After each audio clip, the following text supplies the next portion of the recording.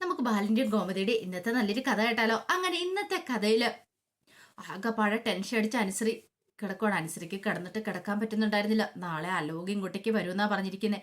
അങ്ങനെ അവൻ ഇങ്ങോട്ടേക്ക് വന്നിട്ടുണ്ട്. ആകെപ്പാടെ പണി മുഴുവൻ പാളും. എങ്ങാനും ഈ വീട്ടിലുള്ളവർ കണ്ടിട്ടുണ്ടെങ്കിൽ അത് വലിയ പ്രശ്നമാകുകയും ചെയ്യും. എന്താ ചെയ്യണ്ടേ? അനുസരി എഴുന്നേറ്റു. ഒരു സമാധാനം കിട്ടാതെ. ഇനിയിപ്പോ ഇതിൽ നിന്ന് എങ്ങനെയൊന്ന് രക്ഷപ്പെടാൻ പറ്റും? അവൻ ഇങ്ങോട്ടേക്ക് വരാതിരിക്കണം. ഒരു വഴിയുണ്ട്. സുകന്യയോട് പോയി കാര്യങ്ങളൊക്കെ പറയാം. അങ്ങനെ ഒടുവിൽ സുകന്യയുടെ അടുത്തേക്ക് ഇല്ലോണം. എന്താ മോളെ എന്നൊക്കെ ചോദിച്ചു. കാര്യം അറിഞ്ഞു കഴിഞ്ഞപ്പോ സുകന്യ പറഞ്ഞു, ദൈവമേ, അവനോ? അവൻ നാളെ ഇങ്ങോട്ടേക്ക് വരുമെന്നോ? എന്നെ കൂടെ കുരുതി കൊടുക്കുന്ന കാര്യമാണല്ലോ. എനിക്കറിയില്ല സുകന്യച്ചി എന്ത് ചെയ്യണമെന്ന്. ആകെപ്പാടെ ടെൻഷനില്ല. സുകന്യച്ചി എങ്ങനെയെങ്കിലും അവനോടൊന്ന് സംസാരിക്കണം. ഇങ്ങോട്ടേക്ക് വരണ്ടാന്ന് പറയണം. മോള് ധൈര്യമായിട്ടിരിക്കുക, ഞാൻ അവനോട് സംസാരിക്കാം. അല്ല, അവനിനി ഇങ്ങോട്ടേക്ക് വരണമെന്ന് പറഞ്ഞ് വാശി പിടിച്ചാലോ? മോൾ അവനെ ഒന്ന് കാണാൻ പറഞ്ഞു.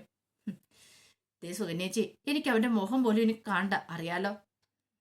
എന്റെ മനസ്സിലൊരു കടുകടി കൂടിയിട്ടുണ്ടെങ്കിൽ അത് പെട്ടെന്നൊന്നും പോകത്തില്ല എന്ന് പറഞ്ഞു. അവൻ അത്രയ്ക്ക് വലിയ ദ്രോഹം ഈ കുടുംബത്തോടും എന്നോടും ഒക്കെ ചെയ്തേ. അവൻ എനിക്കിനി സ്നേഹിക്കാൻ പറ്റില്ല. അത്രയും വലിയ ദ്രോഹം ചെയ്തവനെ ഞാൻ ഇനി സ്നേഹിക്കാനോ? ഒരിക്കലും ഇല്ല. എനിക്കിനി അവനെ കാണുക പോലും വേണ്ട. ഇനി അവനുമായിട്ട് ഞാനൊരു കോംപ്രമൈസിന് തയ്യാറില്ല. ഞാനത് മരിക്കുന്നതിന് തുല്യമാന്ന് പറഞ്ഞു. മോള് വിഷമിക്കൊന്നും വേണ്ട, ഞാൻ അവളോട് സംസാരിക്കാം. അവനോട് സംസാരിച്ചിട്ട് ഇങ്ങോട്ടേക്ക് വരണ്ടെന്നൊക്കെ പറയാം. അത്രയും മാത്രം മതി സുകന്യേച്ചി. ഒത്തിരി നന്ദിയുണ്ട്. അങ്ങനെയൊക്കെ പറഞ്ഞ് അനുശ്രീ മുറിയിൽ നിന്ന് അങ്ങോട്ട് ഇറങ്ങിപ്പോയി. സുകന്യ മനസ്സിലിങ്ങനെ ചില പ്ലാനുകളൊക്കെ നടത്തുവാണ്. കാണിച്ചു കൊടുക്കാൻ കളി എന്താ ഏതാന്നൊക്കെ. അങ്ങനെ ഇപ്പൊ ആരെ സൂഹിക്കാൻ സമ്മതിക്കില്ല എന്നൊരു ചിന്തയായിരുന്നു സുകന്യയുടെ മനസ്സിലുണ്ടായിരുന്നേ. കുറച്ച് കഴിഞ്ഞപ്പം ആനന്ദ് മുറിയിൽ ആകെപ്പാടെ അസ്വസ്ഥനായിട്ട് അങ്ങോട്ടും ഇങ്ങോട്ടും നടക്കുവാണ്. അപ്പോഴേക്ക് ശ്രീദേവി എന്താ ആനന്ദേട്ടാ? അത് ദേവി, നമ്മൾ ആ തൊട്ടി വാങ്ങാൻ പാടില്ലായിരുന്നു പറഞ്ഞു. ഞാൻ ആ തൊട്ടി വാങ്ങിയത് അബദ്ധമായെന്ന് എനിക്ക് തോന്നുന്നുണ്ട്. ഇത് കേട്ടിട്ട് ശ്രീദേവി പറഞ്ഞു, ഇനിയിപ്പോൾ എന്ത് ചെയ്യാൻ പറ്റും? ഒരു കാര്യം ചെയ്താലോ, ആ തൊട്ടി കൊണ്ടേ കൊടുത്താലോ? ആനന്ദേട്ടൻ്റെ മനസ്സമാധാനക്കേടാണെങ്കിൽ ആ തൊട്ടി അങ്ങോട്ട് കൊണ്ടേ കൊടുത്തോ. അല്ല, എൻ്റെ കുഞ്ഞിനെ ആദ്യമായിട്ട് വാങ്ങിയതല്ലേ, അപ്പൊ പിന്നെ അതെങ്ങനെ ഞാൻ കൊണ്ടേ കൊടുക്കുന്നത്? അങ്ങനെയാണ് തൊട്ടി ഇവിടെ തന്നെ ഇരിക്കട്ടെ. എനിക്കറിയില്ല ദേവി, അമ്മ നേരത്തെ പറയണ്ടായിരുന്നോ ഇതൊക്കെ? എന്തൊക്കെ വാങ്ങണം വാങ്ങണ്ടെന്നൊക്കെ എനിക്കറിയില്ല. അത് ഏതല്ലേ? അതെ, അതുകൊണ്ട് ആനന്ദേട്ടൻ വിഷമിക്കൊന്നും വേണ്ട. ആനന്ദേട്ടൻ അറിയില്ലായിരുന്നല്ലോ. അല്ല, ഇനി ആ തൊട്ടി മൂലം നമ്മുടെ കുഞ്ഞിന് എന്തെങ്കിലും സംഭവിക്കുമോ? എന്ത് സംഭവിക്കാനായിട്ട്? ഒന്നും സംഭവിക്കാനൊന്നും പോകുന്നില്ല. ധൈര്യമായിട്ടിരിക്കുക. അല്ല ദേവി, അത് പിന്നെ എന്നാലും എനിക്കൊരു വിഷമമുണ്ട്. ഒരു കാര്യം ചെയ്യാം, ഞാൻ അമ്മയുടെ അടുത്ത് വന്ന് പോയി ചോദിക്കട്ടെ. എന്ത്?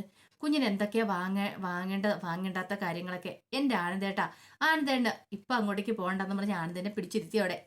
ഇപ്പൊ തൽക്കാലത്തേക്ക് ആനന്ദേട്ടൻ ഇതിനെക്കുറിച്ച് ചിന്തിക്കേണ്ട. ആ തൊട്ടിയുടെ കാര്യമല്ലേ, നമുക്ക് പരിഹാരം ഉണ്ടാക്കാന്ന് പറഞ്ഞു. ഒരു കാര്യം ചെയ്യാം, ഒരു തുണി വെച്ചാൽ തൊട്ടി അങ്ങോട്ട് മൂടി വെക്കാല്ലേ എന്ന് ചോദിച്ചു. അതെ, എങ്കിലും അങ്ങനെ ചെയ്താൽ മതി. ആനന്ദ് പിന്നീട് തുണി എടുത്തുകൊണ്ട് പോയി തൊട്ടി മൂടുവാണ്. ആ സമയത്ത് ദേവിക്ക് ചിരി വന്ന് ദേവി ചിരിക്കുവാണ്. അപ്പോഴേക്കും ആനന്ദ് പറഞ്ഞു, ദേവി നീ ഇങ്ങനെ ചിരിക്കരുത്. അതെന്താ? ഇങ്ങനെ ചിരിച്ചിട്ടുണ്ടെങ്കിലേ നമ്മുടെ കുഞ്ഞിനെ ചിലപ്പോൾ എന്തെങ്കിലും സംഭവിക്കും, നിന്റെ വയറ്റിൽ കൊളുത്തി പിടിക്കുമെന്ന് പറഞ്ഞു. അതൊന്നും ഇല്ല ആനന്ദേട്ടാ, അതൊന്നും പ്രശ്നമില്ലാന്ന് പറഞ്ഞു. എന്നാലും എനിക്കും എന്തോ വല്ലാത്തൊരു ബുദ്ധിമുട്ട് തോന്നുന്നുണ്ട്. ഇനി ഈ തൊട്ടി മൂലം എന്തെങ്കിലും പ്രശ്നം ഉണ്ടാവോ നമ്മുടെ കുടുംബത്തില്? നമ്മുടെ കുഞ്ഞിന് എന്തെങ്കിലും സംഭവിക്കുമോ? ആനന്ദേട്ടാ, പറഞ്ഞത് തന്നെയും പിന്നെയും പറഞ്ഞുകൊണ്ടിരിക്കേണ്ട കാര്യമില്ല. കുഞ്ഞിനൊന്നും സംഭവിക്കാൻ പോകുന്നില്ല. ധൈര്യമായിട്ടിരിക്കുക. അറിയില്ലാതെ ചെയ്തു പോയ കാര്യമല്ലേ. അതിനിപ്പോൾ ആനന്ദേട്ടൻ ഇത്ര വിഷമിക്കേണ്ട കാര്യമില്ല. ഇങ്ങോട്ട് വന്നേന്നും പറഞ്ഞുകൊണ്ട് ദേവി കട്ടിലേ പോയിരിക്കണം. പിന്നെ ആനന്ദിനെ അങ്ങോട്ട് വിളിച്ചു. പിന്നീട് ആനന്ദിന്റെ കൈയെടുത്ത് തന്റെ വയറിലേക്ക് വെക്കുവാണ്. എന്നിട്ട് പറഞ്ഞു, ഇതേ മോനെ, നിന്റെ അച്ഛനുണ്ടല്ലോ, എന്തോ വല്ലാത്തൊരു ടെൻഷനുണ്ട്. നിന്നോട് എന്തോ ഒരു വലിയ തെറ്റി എന്ന് പറഞ്ഞോണക്ക. അതെ, ഒന്ന് സമാധാനിപ്പിക്കാൻ പറയാണ്. ആ സമയത്ത് ആനന്ദ് ഇങ്ങനെ ഒന്നും മിണ്ടാതിരിക്കുകയാണ്. ആനന്ദ് ഇങ്ങനെ വയറെ കൈവച്ചിരിക്കുന്നതുകൊണ്ട് ആനന്ദിന് ഭയങ്കര സന്തോഷം.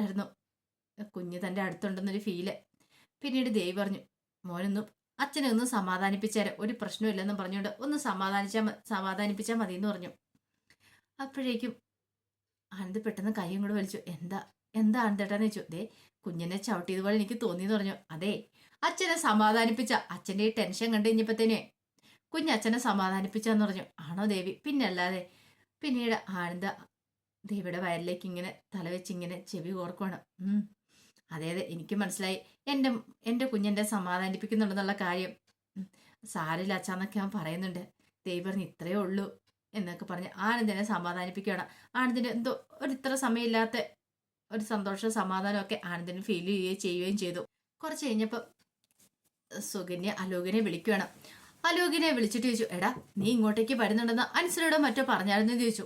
ഉണ്ട് ചേച്ചി, നീ എന്ത് പൊട്ടത്തരോടാ പറയണെന്ന് ചോദിച്ചു. എൻ്റെ പൊന്നിയേച്ചി, എനിക്കൊരു അബദ്ധം പറ്റിയെന്ന് പറഞ്ഞു. അബദ്ധമോ? അതെ. ഓ, അവൾ ക്ഷമിക്കുന്ന ഞാൻ കരുതിയത്. അനുസരി പിന്നീട് കാര്യം പറയണം. അത് കേട്ട് കഴിഞ്ഞപ്പം സുകന്യ പറഞ്ഞു, കൊള്ളാം, നല്ല കഥയായി.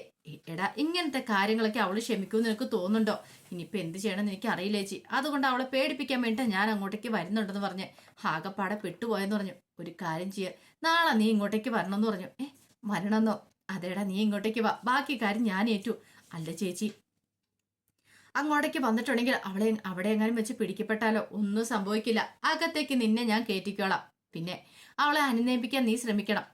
അവൾ അതിന് വഴങ്ങിയില്ലെങ്കിൽ നീ ഒരു കാര്യം ഞാൻ മതി, എനിക്കൊരു സിഗ്നൽ തന്നാൽ മതി, ബാക്കി കാര്യം ഞാൻ ഏറ്റു. ചേച്ചി എന്ത് ചെയ്യാനാ? ഞാൻ പിന്നെ അവിടെ വെച്ച് ഒച്ചപ്പാടും കാര്യങ്ങളൊക്കെ ഉണ്ടായിക്കോളാം. ആ സമയത്ത് വീട്ടിലുള്ളവരെല്ലാം അറിയും. പിന്നെ അറിയാലോ, നിന്നെ അനുസരിയുടെ മുറിയിൽ നിന്ന് പിടിച്ചിട്ടുണ്ടെന്ന് അറിഞ്ഞിട്ടുണ്ടെങ്കിൽ, നാട്ടുകാർ പുറത്തറിഞ്ഞിട്ടുണ്ടെങ്കിൽ പിന്നെ അവൾക്കൊരു നല്ലൊരു ജീവിതം ഉണ്ടാവുമോ? വേറൊരു ചെക്കൻ അവളെ കല്യാണം കഴിക്കാൻ വരുമോ? ഒരിക്കലും ഇല്ല. അവളുടെ ജീവിതം തരും. പിന്നെ നിനക്ക് അവളെ സ്വന്തമാക്കാനും പറ്റും. എങ്ങനെയുണ്ട് എൻ്റെ ബുദ്ധി? കൊള്ളാം, സൂപ്പറായിട്ടുണ്ട്. അങ്ങനെയാണെങ്കിൽ ഞാൻ നാളെ വിളിക്കാന്നൊക്കെ പറയണം. ഭയങ്കര സന്തോഷമായി അലോകിന്. അങ്ങനെ പിറ്റേ ദിവസമായി കഴിഞ്ഞപ്പം ബാലന് കടയിലേക്കുള്ള ഭാഗം കാര്യങ്ങളൊക്കെ ഗോമതി എടുത്തു കൊടുക്കണം. അപ്പോഴേക്കും ശ്രീദേവി അങ്ങോട്ട് വന്നു. ശ്രീദേവി കണ്ടപ്പോൾ ചോദിച്ചു, ബാലൻ ചോദിച്ചു, അല്ല മോളിന്ന് പോകുന്നില്ലെന്ന് ചോദിച്ചു. ഇല്ല അച്ഛാ, ഇന്ന് പോകുന്നില്ല. അതെന്ത് പറ്റി? വല്ല വയ്യായികം മറ്റോ ആണോ? അതൊന്നുമല്ല, കുറച്ച് പെൻഡിങ് വർക്കുകളൊക്കെ ഉണ്ട്, ഫയൽസും കാര്യങ്ങളും നോക്കണം. അത് വീട്ടിലിരുന്ന് ചെയ്യാലോ എന്ന് കരുതിയിട്ടാന്ന് പറഞ്ഞു. മോളെ പോലെയുള്ള പെൺകുട്ടികളൊക്കെ ഉണ്ടായിരുന്നെങ്കിൽ എന്നേ നന്നായി പോയാനും ഈ ഓഫീസും കാര്യങ്ങളൊക്കെ എന്നൊക്കെ ഇങ്ങനെ ബാലൻ പറഞ്ഞു. പിന്നീട് ഗോമതിയോട് ചോദിച്ചു, ഗോമതി നീ ഇത് എവിടെയെങ്കിലും പോകാൻ നിൽക്കണം? അത് ബാലേട്ട, എനിക്കൊന്ന് പുറത്ത് വേണം. മീനാക്ഷി ചോദിച്ചു, എവിടെ പോകാനായിട്ട്? അതെ, ദേവിയുടെ അങ്ങാടി മരുന്നുകളും കാര്യങ്ങളും തീർന്നു, വാങ്ങണമെന്ന് പറഞ്ഞു. ബാലൻ പറഞ്ഞു, അതിനായിട്ട് ഇപ്പം നീ പോണ്ട, ഞാൻ വാങ്ങിച്ചോണ്ട് വന്നോളാം. ഇല്ല ബാലേട്ട, അത് ഉച്ചയ്ക്ക് മുമ്പ് കൊടുക്കാനുള്ള മരുന്നുകളൊക്കെ ഉണ്ട്. എന്നിട്ട് നീ എന്താ പറയാതിരുന്നേന്ന് ചോദിച്ചു. അത് പിന്നെ പറയുന്ന കാര്യം ഞാൻ അങ്ങോട്ട് മറന്നുപോയെന്ന് പറഞ്ഞു.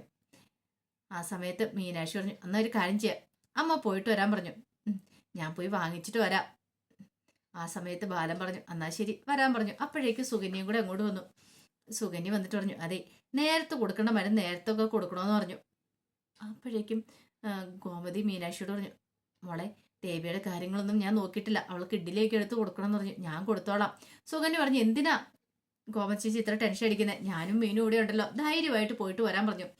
അങ്ങനെ പുറത്തേക്ക് ഇറങ്ങി കഴിഞ്ഞപ്പോഴത്തേനും ഗോമതിയോട് ബാലൻ ചോദിച്ചു, നീ എങ്ങനെയാ പോന്നേ? ഏതെങ്കിലും ഓട്ടോറിക്ഷ വിളിച്ചു പോകാന്ന് പറഞ്ഞു. സുകന്യ പറഞ്ഞു, എന്തിനാ ഓട്ടോറിക്ഷ വിളിച്ചു പോന്നേ? എന്തേ? ബാലയുണ്ട്, സ്കൂട്ടിയുടെ പിന്നിൽ അങ്ങോട്ട് കയറിക്കോളാൻ പറഞ്ഞു. മീനാക്ഷി പറഞ്ഞു, അതെ, അച്ഛനും അമ്മയും കൂടെ ഒരുമിച്ച് പോയാൽ മതി. അച്ഛൻ അമ്മേനെ അവിടെ അങ്ങാടിക്കട അവിടെ ഇറക്കി വിട്ടാൽ പോരേന്ന് ചോദിച്ചു. അങ്ങനെ ഒടുവിൽ ഗോമതി ചമ്മലോട് കൂടി സ്കൂട്ടിയിലേക്ക് കയറി. ആ സമയത്ത് മീനാക്ഷി എന്നിട്ട് ആ കൈ എടുത്ത് ബാലന്റെ തോളത്തേക്ക് അങ്ങോട്ട് വെച്ചു. ഗോമതിയുടെ കൈയെ ഇങ്ങനെ അങ്ങോട്ട് പോയാൽ മതി എന്ന് പറഞ്ഞു. ഈ കൊച്ചിൻ്റെ ഒരു കാര്യം എന്നൊക്കെ ഇങ്ങനെ മീനാക്ഷി അല്ല, ഗോമതി പറയണം. പിന്നീട് അവരങ്ങോട്ടേക്ക് പോയി. അപ്പോഴേക്കും സുകന്യ പറഞ്ഞു, എന്തൊരു ഐക്യമല്ലേ അവർ തമ്മിൽ, കണ്ടില്ലേ?